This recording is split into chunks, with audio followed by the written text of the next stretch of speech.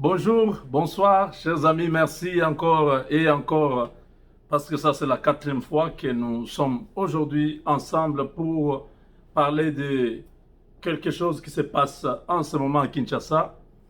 Joseph Kabila est en difficulté, il ne sait pas comment faire pour stopper Félix Tshisekedi, qui est un rouleau compresseur, qui est en train de raser tout sur son passage. Tout le monde, la direction, c'est le palais de la nation. Personne ne va à Kingakati. La route de Kingakati a séché depuis quelques semaines. Ils ont tantôt voulu aller à Mbouela-Loge pour se consulter là-bas. Tantôt, ils se sont retrouvés au Safari Beach, où il y a eu un fiasco, Mpiaka na Mpiaka. Plusieurs députés et sénateurs ont séché. Ils n'ont pas pu se présenter devant celui qui était autrefois le tout-puissant, qui faisait peur à tout le monde. Certains sénateurs aujourd'hui se disent enfin libérés, parce que c'était une sorte de prison à ciel ouvert, où lorsqu'une invitation est lancée, tous les cadres du FCC, vous devez vous présenter à Kingakati. Vous pouvez arriver vers 8 h du matin et ce monsieur va jouer au billard, il va visiter ses crocodiles, il vient vous recevoir vers 18 h. Vous restez toute la journée à attendre que ce monsieur-là, lorsque son cœur sera disposé à vous recevoir, il vient vous recevoir. Chers amis, aujourd'hui, beaucoup de députés sénateurs ne veulent plus rentrer dans cette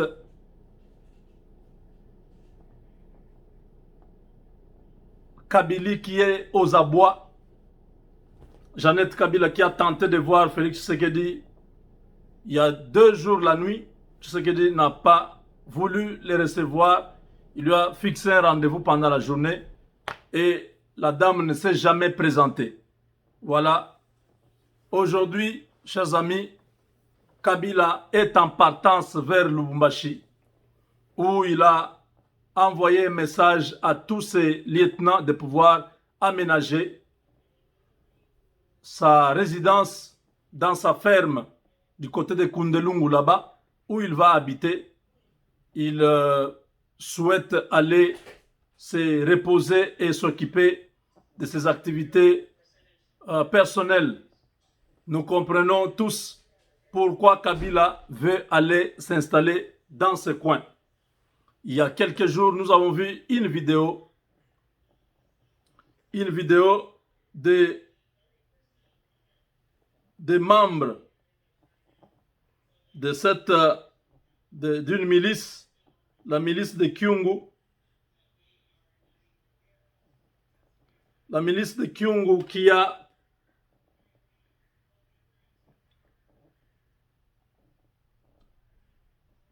fait quelques démonstrations et qui chantait à la gloire de Kyungu Mutanga, qui disait que ils vont libérer les Katanga. Est-ce que la vidéo en question est encore là ou je l'ai déjà effacée? Ça fait déjà quand même... Hein. Voilà. Je ne sais pas comment je vais faire. Il faut que je connecte.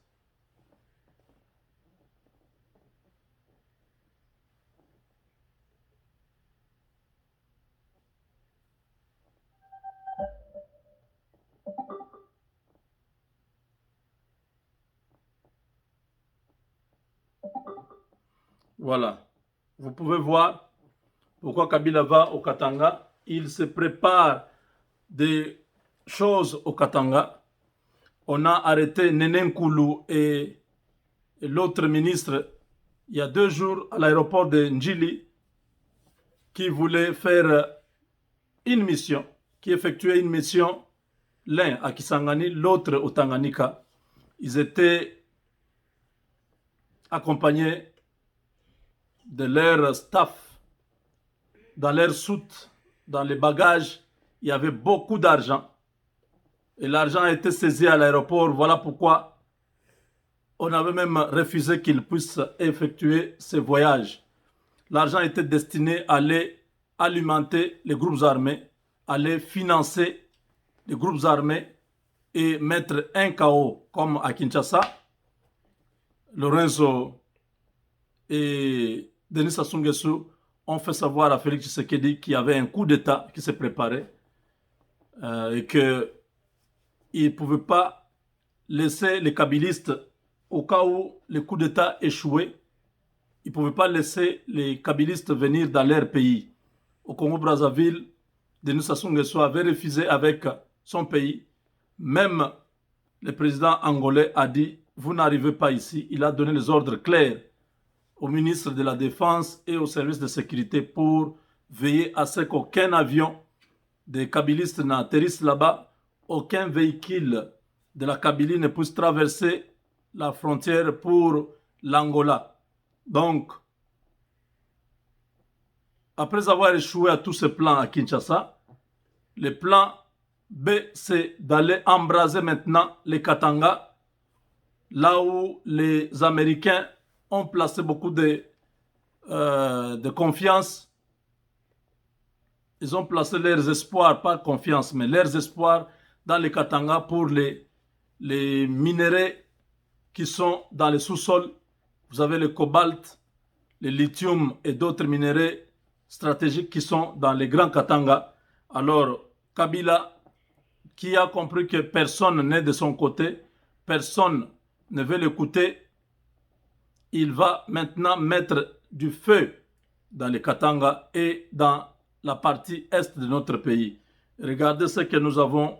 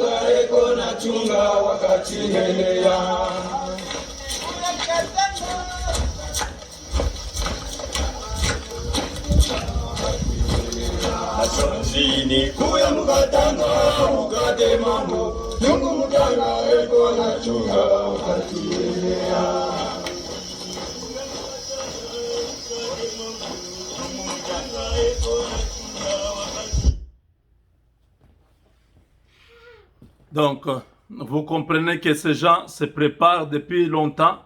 Ils ont des milices disséminées à travers les Katanga. Ils savent comment ils vont donner l'ordre pour que les Katanga soient embrasés. Et lui-même, Kabila, a décidé, hein, comme vous voyez là, déjà d'armer. Ces enfants ne sont pas main vides. Ils ont les armes. Vous voyez, n'est-ce pas? D'où est-ce que ces enfants ont trouvé ces armes? Ces enfants, dans une majeure d'âge autour, dans la majorité de 18-20 ans. Regardez même les petits.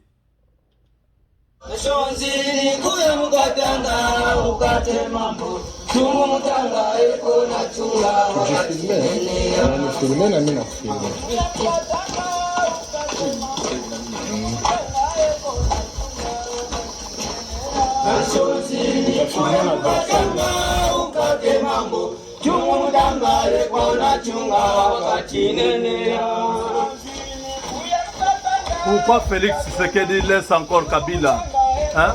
Pourquoi on doit vivre des choses comme ça?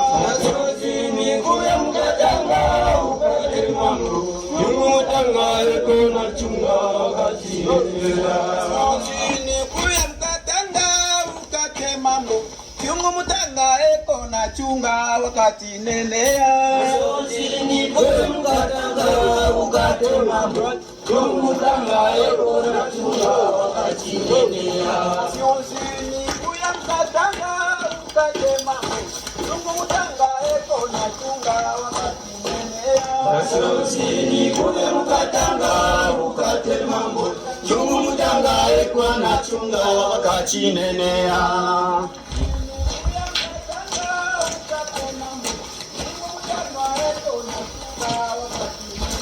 Nasozini kule mukatanga ukate mambo chungu mutanga ekwa na chunga wakati nenea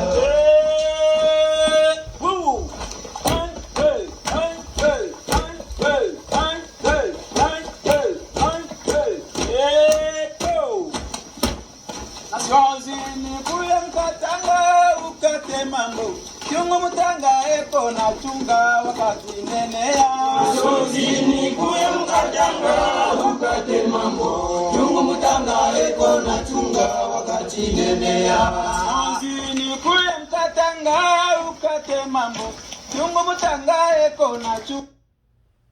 Donc, voilà. Voilà pourquoi Kabila est en train de quitter Kinshasa pour aller habiter au Katanga. Il sait déjà qu'à Kinshasa, il sera en difficulté. L'état-major de FARDC est délocalisé. L'état-major de FARDC où les derniers plans étaient déjà mis en activité pour attaquer la résidence du chef de l'État parce que là, c'était facile, ça ne demandait pas beaucoup, ça ne demandait pas que les autos blindés, les chars de combat puissent traverser la ville. Non. C'était juste à côté. On pouvait neutraliser le président Tshisekedi et récupérer le pouvoir. C'était le dernier plan qu'ils avaient pour la ville de Kinshasa. Neutraliser tous les points chauds et mettre un couvre-feu jusqu'à ce que la population ne puisse plus réagir. Comme ce plan a échoué, le président Félix a demandé que tout l'état-major, tous les généraux, je dis bien tous les généraux, tous les hauts gradés, tous ceux qui sont dans l'état-major, les ministres de la Défense, parce qu'il a aussi son habitation là-bas, tous ont été délogés, relocalisés au camp Kokolo. Pour moi, c'est provisoirement parce que le camp Kokolo, ce n'est pas loin de la présidence. Hein, c'est Ngaliema, ce n'est pas trop loin. Ils peuvent toujours encore descendre là-bas. Et même la RTNC qui est à côté est toujours en proie à ces gens. Il faut les enlever dans la ville. Ils doivent être à l'écart de la ville. Pour protéger la ville, on a besoin de la police, une police bien équipée. Et la présidence, il y a la garde républicaine qui doit faire son travail. Kabila a vu que Tshisekedi a enlevé l'état-major à côté de lui. Le plan a échoué.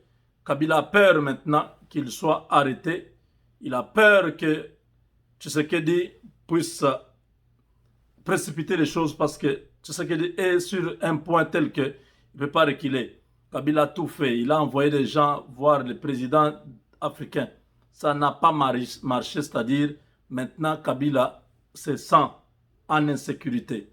Il n'est plus en sécurité ni à Kingakati, ni à Jelem, ni nulle part à Kinshasa. Il souhaite aller habiter le Katanga. Voilà, chers amis, nous étions en train de vous dire ces choses depuis longtemps, que ce monsieur, tant qu'il sera libre au Congo, il sera toujours un problème pour la nation. Voilà. Voilà comment nous avons souffert pendant encore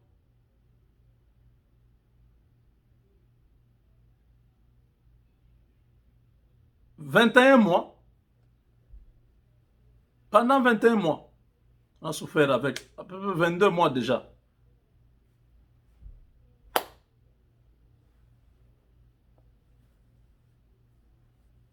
C'est pas possible.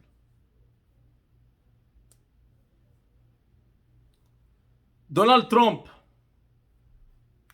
toujours en bonne position, chers amis. Rien n'est encore perdu. Vous savez que beaucoup d'États ont préféré utiliser une machine pour frauder, pour enlever les votes de Donald Trump et laisser Joe Biden gagner. Les systèmes, les softwares Dominion. Dominion vend les softwares et les hardware. Il vend les machines et même les programmes de vote, le système de vote avec Dominion a montré des limites pendant que les États-Unis, c'est la haute technologie. Il y a Microsoft ici, vous avez Apple ici, donc tous ceux qui ont la meilleure technologie du monde, c'est aux États-Unis, mais on est étonné de voir que les États-Unis a failli sur ce système de vote. On m'a laissé entendre que chaque État a la liberté de faire ce qu'il veut. Quel programme? Ce n'est pas un programme uniformisé. Ce n'est pas dans tous les États. Comme en Floride, ils avaient le même jour. Hein? Ils savaient le même jour donner les résultats et ça n'a pas pris beaucoup de temps. Mais dans d'autres États, jusqu'à aujourd'hui, on continue à compter. C'est parce que le système n'est pas uniformisé. Il y en a même qui ont proposé que le système par correspondance soit limité à un certain pourcentage, mais que les résultats se fassent en se déplaçant vers un bureau de vote avec une carte d'identité scannée. On vous scanne à l'entrée avec le wand pour être sûr que vous n'avez rien d'autre sur vous. Vous n'avez que votre carte d'identité et votre bulletin de vote. Vous entrez, vous votez, vous sortez. Pour être sûr qu'à la fin de cette journée, il n'y a pas d'autre comptage de bulletins ou tout ça après. Chers amis, Donald Trump est dans une très bonne position. Nous allons bientôt fêter, nous allons danser ici. Vous connaissez notre chanson, non? Malaya Malaya. On va danser ça bientôt. Voilà, chers amis, on a reçu, le chef de l'État a reçu la délégation de la diaspora. J'espère que ça a été tous les délégués de la diaspora qui étaient dans la commission, parce que au niveau de la présidence, il y a tellement de choses que nous sommes en train de dénoncer ici. C'est sélectif. Il y a des gens qui sont arrivés, qui étaient sur la liste, n'ont pas vu le chef de l'État. Il y a des gens qui se sont improvisés, qui sont arrivés. Néanmoins, Dansem, il n'était pas sur la liste, il n'était pas invité. Il est venu, il a été accueilli. Donc, il y a beaucoup de choses qui se sont passées comme ça. Hein, des gens qui étaient invités, mais dont l'invitation est partie le même jour où on devait les recevoir. Vous comprenez? Il y a un dysfonctionnement, il y a eu un désordre terrible au niveau du protocole d'État. Le chef de l'État doit veiller à tout ça parce que c'est de son image que cela dépend. Hein? Moïka Sanji a été reçu, pas seul, mais dans le caucus des députés du Grand Kasaï. Les députés du Grand Kasaï ont été aujourd'hui rencontrer le chef de l'État. Moïka Sanji était du nombre, mais quand on présente, c'est comme si c'était lui seul. Non, il s'est arrangé pour venir seul, mais pour aller voir le président, ils étaient obligés d'entrer ensemble. À l'extérieur, il a refusé d'être avec les autres. Il a fait un peu ses petits numéros. Bon, disons que les hommes politiques congolais n'ont pas honte. Nous comprenons ce qui se passe. C'est... Oh là là. What happened? Il y a un avion qui vient de s'écraser à Los Angeles dans un quartier populaire. Aïe, aïe, aïe.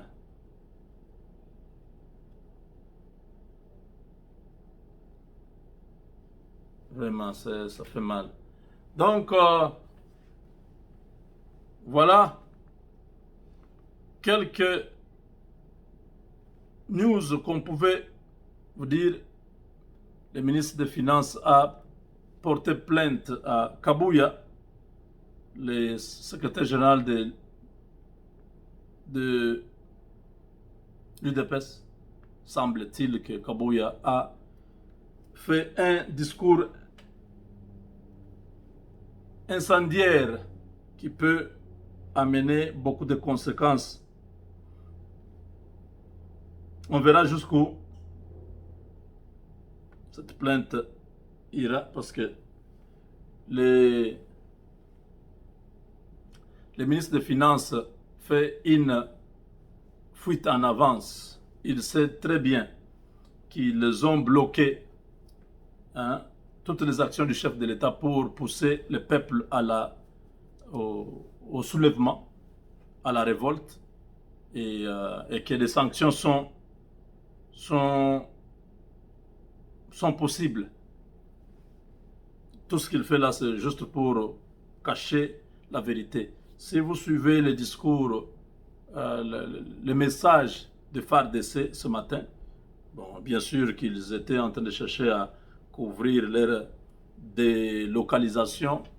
Ils ne voulaient pas dire que le chef de l'État les a enlevés de là à cause de ceci, à cause du coup d'État, mais ils ont dit que c'est pour à cause de la vétusté de leurs bâtiments, la vieillesse de leurs bâtiments. C'est pourquoi ils quittent le camp Tchatchi pour Kankokolo. Donc, tout à l'heure, chers amis, un scandale à Kinshasa, mais je ne sais pas si il faut en parler. Bon, je vais revenir. Avec Dieu, nous vaincrons. Sango et un autre Sango à Bécholé. Mbilinga côté na plateau à Bécholé. Tout la mouissi à Zaza. Avec Dieu, nous vaincrons.